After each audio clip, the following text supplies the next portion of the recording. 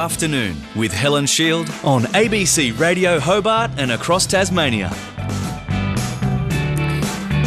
On ABC Radio Hobart and across Tasmania. But if you have a big wall climbing mate, a particularly nutty rock climbing friend, send them a message now about flicking the radio on.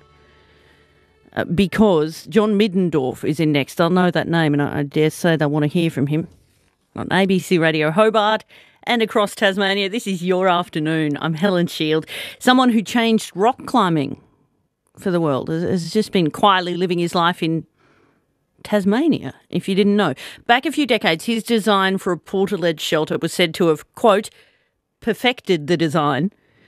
And if you've seen multi-day rock climbers bolt a little camp bed into a cliff face to sleep there, it was this man's creation which set the standard in those. A big company bought the design. He got on with life, including moving to Tasmania, raising his family and teaching at local schools. Now he's had a look at what's changed with his old design. Hint, not much, and decided it might be time to get back in the game. John Middendorf, hello. Well, thank you. Thank you for having me, Helen. What did you come up with back then? Well, back in the 80s, I actually started designing gear because I needed good climbing gear for big wall climbing. I actually got rescued in Yosemite off a big face called the South Face of Half Dome. And we spent 3 days in really quite cold conditions. And the portaledges of the day back then, the structural frames collapsed and the fabric shredded in the storms that we were in. And so after that, I moved to Arizona, which is a bit warmer, and started designing a new portaledge. At least if you get stuck, you won't be cold. Exactly. And so, yeah, it took about 10 years, but after 10 years, I really developed what I would call the first storm-proof portaledge. This is a portaledge that hangs from a single point, a sleeping platform, and it allows climbers to basically spend multiple nights on the most extreme big walls of the world. For people who could never contemplate doing that, what is it like to sleep in one of those? They're actually quite comfortable. In fact, sometimes when I go camping, I prefer to sleep in a portaledge rather than a tent on the ground because the portaledge itself has a fabric that's surrounded by a frame, and it's almost like sleeping on a hammock or on a trampoline, I would say. So you actually get cradled by the fabric, and it's really quite a comfortable experience. Do you think about the fact that there's a few 100-metre drop underneath you when you're in one? Well, you're always aware of that, especially because when you're climbing, if you ever drop anything, it's pretty much gone for good. So you're always aware that everything needs to be tied in because gravity is always there. And once you're up and on an exposed face like that, what sort of weather can you be exposed to? Oh, it can get really serious, much more serious than on the ground or even on top of mountains. There's something about being on the side of a cliff face. When the storm hits it, it really hits it hard, and the wind just sort of accelerates actually past the big rock face. And sometimes the wind will come in, hit the wall, and actually come straight up the wall. And so even sometimes when you're in these hanging portaledges, the whole portaledge with two people in it even can get lifted up maybe 20 or 30 centimeters and slam back down, and the wind gusts can be that severe. And that's just standard and expected for big wall climbers? Well, I would say that would be considered a pretty serious storm, and I've been in a few like that. But, certainly the portaledges need to be designed to withstand any sort of conditions like that. Oh, and what were you facing in Yosemite that time where you did have to get rescued? Oh, it was quite dramatic because we went up there, and it actually was great weather, and the radio had reported good weather for the next couple of weeks, but it actually turned out to be one of Yosemite's worst storms in the history of recorded weather. And we were on the backside of Half Dome, which has like a Venturi effect, so the winds were probably up to, they were certainly up to strong gale gusts, and the snow and the rain, and just was terrible conditions. We all thought we were all going to die of hypothermia, but we got pulled off by a helicopter, actually saved our lives. So you weren't wanting a collapsible and shredding portaledge from there? No. Were you already the Stanford Graduate and industrial designer at this point? Yeah, well, I was actually graduated from engineering in 1984, and I was planning to start working as an engineer, but I ended up doing one last trip to Yosemite before I started my career as an engineer, and ended up living there for 4 years in a tent. Oh, wow.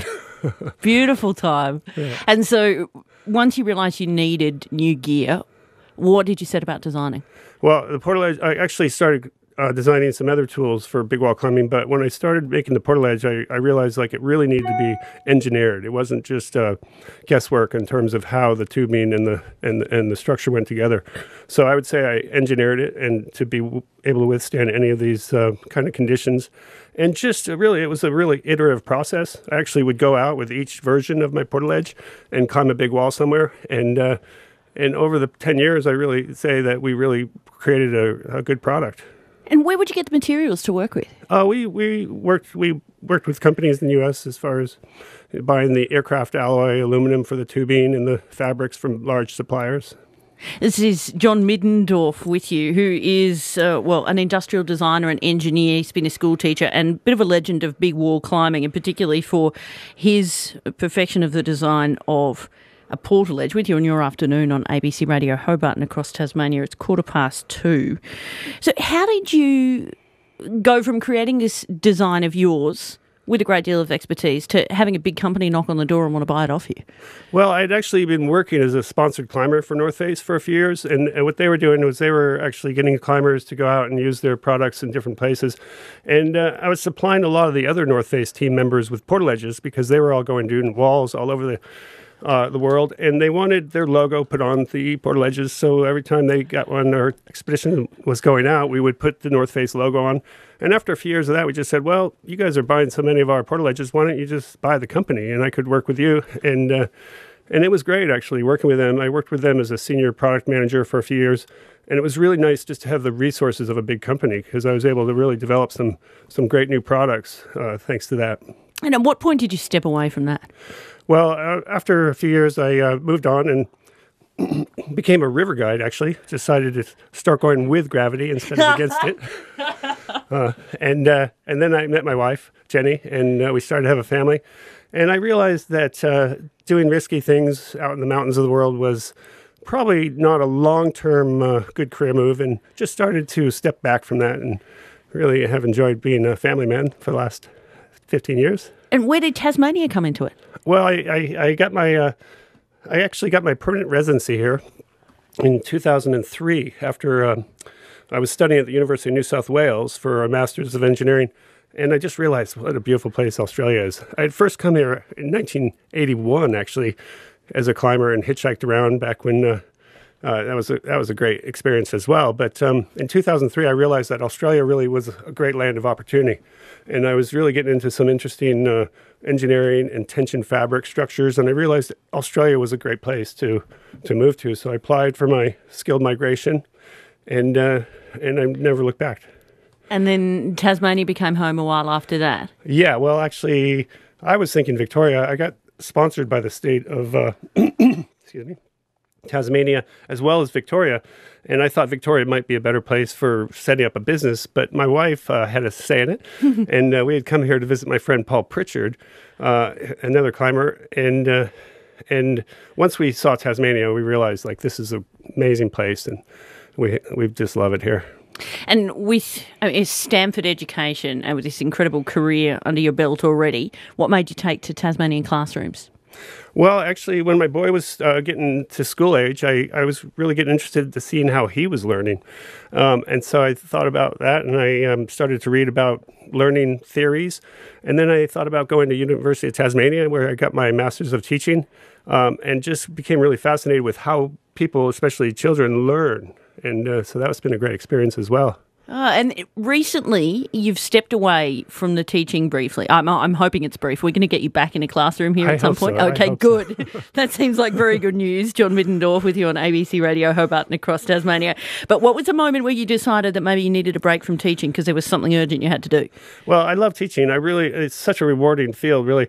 But I actually met a climber. We went on a climbing trip to the mainland last year, and I met a climber, and he started asking me about Portaledge design.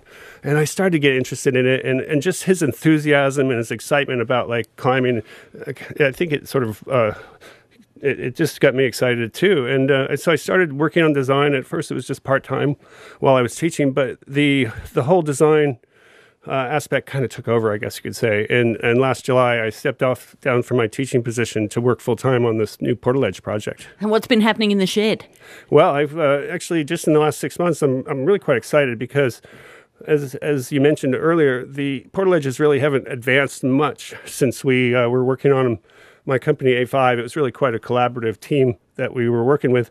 And they haven't really developed much in the past 20 years. They're kind of the same design that we came up with in the 90s. And so I started looking at that. And just by looking at for the fresh start, and maybe there's something to be said for the wisdom of the age, I guess, it's just been really fun to sort of look at a new way to make them.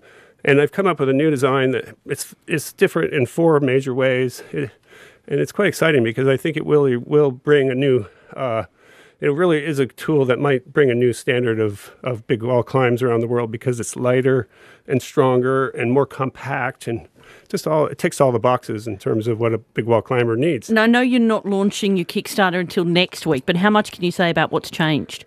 Well, I'm starting to release a few details on this one forum called Super Topo. And so I've already released the secret of how to make the frame lighter. So that's one innovation. And another. It wasn't lighter from back in 95? Well, it was light back then. We made portaledges that were about 6 or 7 kilograms. But somehow they've taken that design, they've added a lot of features. I don't know what they've done, but the ones my design that I made in the 90s is now 14 kilograms. And so I've actually been able to make one just in my shed the other day. That was 6.5, and it's going to be just as strong and weatherproof and rigid platform as the old ones. So I'm very excited about how I've been able to shave off those 7 or 8 kilograms. Yeah, I'm going to call you the Steve Jobs of portaledges. I've just decided that's going to be my tagline for you from now on, John Middendorf. So one problem that can happen with Kickstarters if they're really good and if somebody's name is established, especially, and they come out with a new product, what happens if you suddenly get $3 million worth of orders next week? That's I guess we haven't been worried on that side of the equation, but I think what we're doing is we're not promising too many for this year. And so if they want to, I think we could actually handle it. If we did get a lot of orders, we could go into production by doing larger volume things like I used to do. But really right now it's more just we're going to make a limited batch for September, about 28 portaledges. And if we got a lot more orders, then I would just start kicking into back into business mode, I guess. Yes. So the first one, the prototype's been done in the shed. Where will the 28 be made?